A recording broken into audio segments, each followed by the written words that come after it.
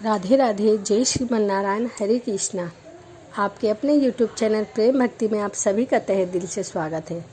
आज हम सुनेंगे संतान सप्तमी व्रत की कथा। तो चलिए शुरू करते हैं। एक दिन महाराजा युधिष्ठिर ने भगवान से कहा कि हे प्रभु, कोई ऐसा उत्तम व्रत बताइए जिसके प्रभाव से मनुष्य के सांसारिक दुख क्लेश दूर होकर पुत्र एवं पौत्रवान हो।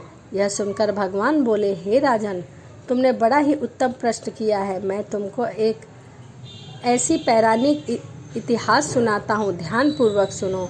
एक समय श्री लोमश ऋषि ब्रजराज की मथुरा पुरी में वासुदेव देवकी के घर गए। ऋषिराज को आया हुआ देख करके दोनों अत्यंत प्रसन्न हुए तथा उनके उत्तम आसन पर बैठाकर उनकी अनेक प्रकार से वंदना तथा सत्कार किया। फिर मुनि के चरणोदक से अपने घर तथा शरीर को पवित्र किया। मुनि प्रसन्न होकर उनको कथा सुनाने लगे। कथा के कहते कहते लोमश ऋषि ने कहा कि हे देवकी, दुष्ट दुराचारी कंस ने तुम्हारे कई पुत्र मार डाले हैं, जिनके कारण तुम्हारा मन अत्यंत दुखी है। इसी कारण राजा नहुस की पत्नी चंद्रमुखी भी दुखी रहा करती थी, किंतु उनके संतान सप्तमी का व्रत विधि विधान सहित किया, जिसके प्रताप से उसको संतान का सुख प्राप्त हुआ। यह सुनकर देवकी ने हाथ जोड़कर मुनि से कहा कि हे ऋषिराज, कृपा करके रानी चंद्रमुखी का संपूर्ण वृत्तांत तथा व्रत का विधान विस्तार सहित मुझे बताइए, जिससे मैं भी इस दुख से छुटकारा पाऊं। लोमश ऋषि ने कहा, हे देवकी, अयोध्या के राजा नहुस थे। उनकी पत्नी चंद्रमुखी अत्यंत सुंदर थी।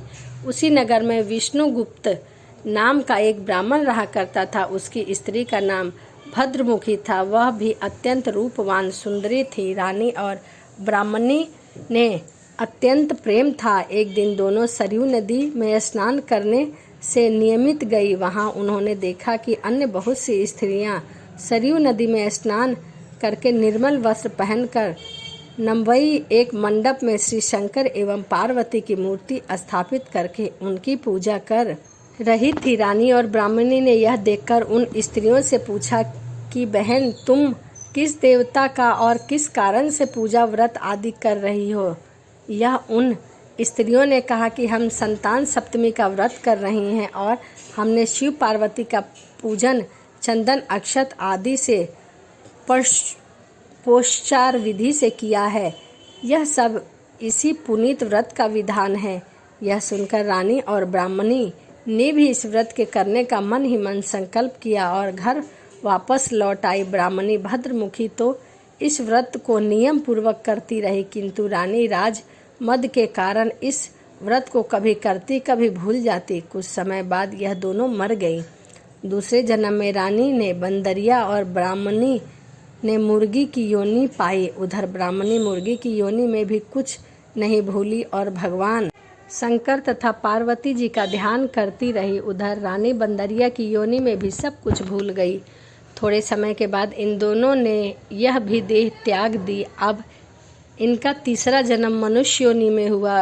उस ब्राह्मणी ने तो एक ब्राह्मण के यहाँ कन्या के रूप में जन्म लिया तथा रानी ने एक राजा के यहाँ राजकन्या के रूप में जन्म लिया। उस ब्राह्मण कन्या का नाम भूषण देवी रखा गया और विवाह योग्य होने पर उसका विवाह गोकुल निवासी अग्नि झील नामक ब्राह्मण से कर दिया गया। भूषण देवी इतनी सुंदर थी कि वह आभूषण रहित होते हुए भी अत्यंत सुंदर लगती थी। कामदेव की पत्नी रति भी उसके सम्मुख लज्जित थी। भूषण देवी के अत्यंत सुंदर सर्वगुण संपन्न चंद्रमा के समान धर्मवीर कर्मनिष्ठा सुशील स्वभाव वाले 8 पुत्र उत्पन्न हुए।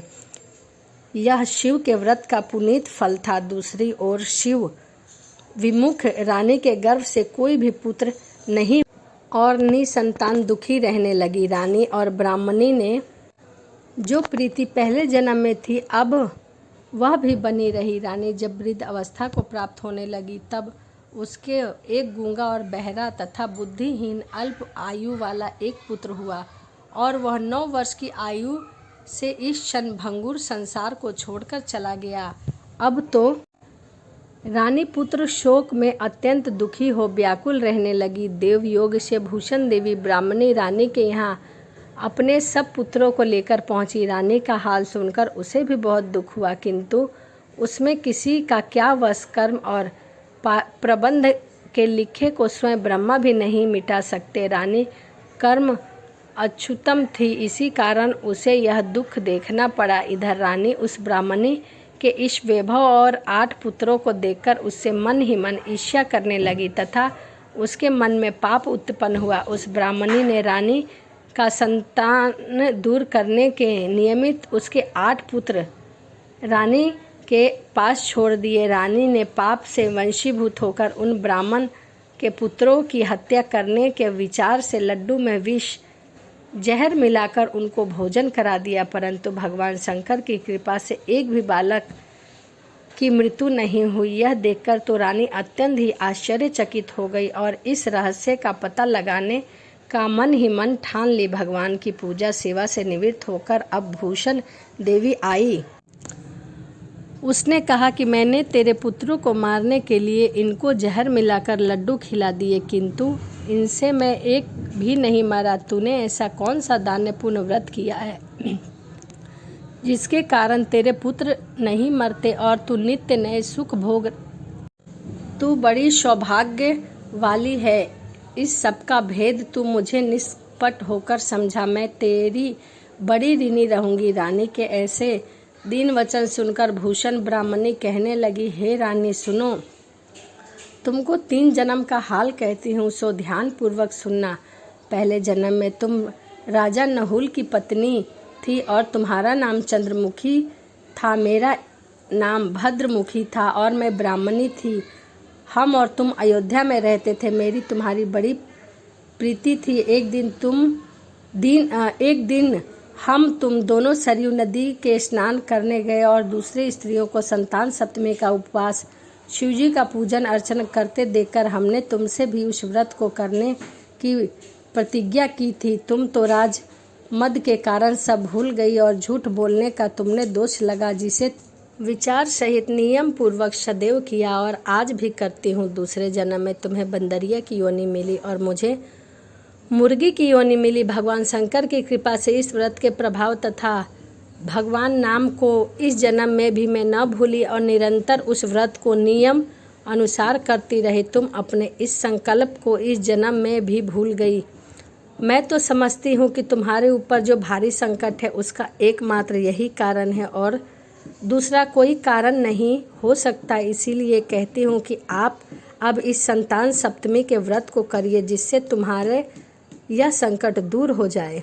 लोमस जी ने कहा, देवी भूषण ब्राह्मणी के मुख से अपने पूर्व जन्म की कथा तथा व्रत संकल्प इत्यादि सुनकर रानी को पुरानी बातें याद आ गई और पश्चाताप करने लगी और रानी भूषण ब्राह्मणी के चरणों में पड़ क्षमा याचना करने लगी और भगवान शंकर पार्वती के जिसके प्रभाव से रानी को संतान सुख भी मिला तथा संपूर्ण सुख भोग कर रानी शिवलोक को गई। भगवान शंकर के व्रत का ऐसा प्रभाव है कि पथ भ्रष्ट मनुष्य भी अपने पथ पर अग्रसर हो जाता है और अंत में ऐश्वर्य भोग कर मोक्ष पाता है। लोमस ऋषि ने फिर कहा कि हे देवकी, इसीलिए मैं तुमसे भी कहता हूँ कि तुम इस व्रत को करने का दृढ़ संकल्प अपने मन में करो तो तुम्हारे भी संतान सुख प्राप्त होगा।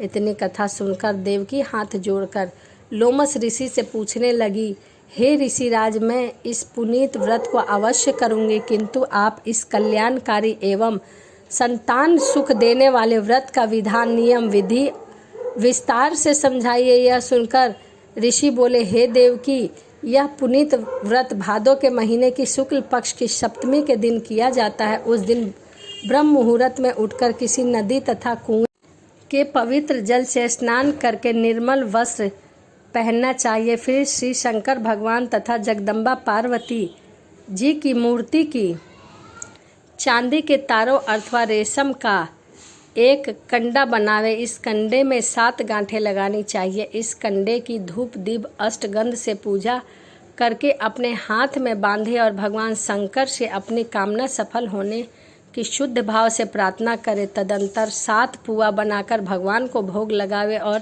7 ही पुआ एवं यथाशक्ति सोने और चांदी की एक अंगूठी बनाकर इन सबको एक तांबे के पात्र में रखकर और उनका षोडशोपचार विधि से पूजन करके किसी सदाचार, धर्मनिष्ठा, कर्मनिष्ठा, सत्यपात्र ब्राह्मण को दान में देवे। इसके पश्चात 7 पुआ स्वयं प्रसाद में ग्रहण करे। इस प्रकार इस व्रत का पारायण करना चाहिए। प्रतिमास की शुक्ल पक्ष की सप्तमी के दिन हे देवकी, इस व्रत को इस प्रकार नियम पूर्वक करने से समस्त पाप नष्ट हो जाते हैं और भाग्यशाली संतान उत्पन्न होती है तथा अंत में शिवलोक की प्राप्ति होती है।